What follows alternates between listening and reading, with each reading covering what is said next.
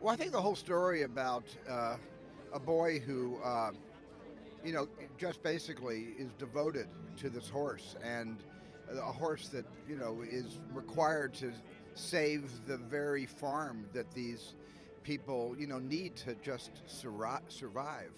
And the fact that this boy goes through what he goes through to rediscover Joey, and what Joey goes through in bringing us into France, into the German part of our story, and into the British side of our story. The fact that Joey, almost in a very romantic way, brings the two sides together, if just for a moment. Well, I've never done an event like this before. I've done royal premieres, for the Queen and the Queen Mother, and certainly for Diana and Charles. But this is my first time with, the Duke of and Duchess of Cambridge. So I'm very excited about that. They represent an entire new era of British royalty, and it's exciting to be part of it. And it really is named a charity, and also their devotion to veterans. And that's something that we really have in common. They're very devoted. They do a lot of work for veterans and veterans' families and the services owed to them. And I've been doing the same kind of work in the States.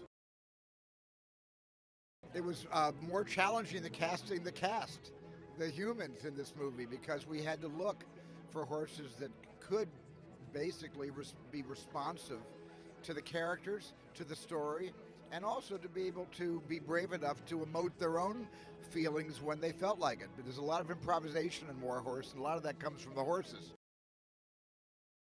I don't feel that War Horse is a war story per se, not like Private Ryan, not like Band of Brothers for television that Tom Hanks and I produced.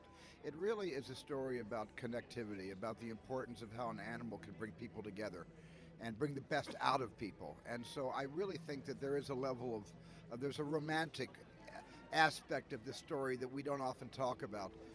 But for me, it's more than just a war story.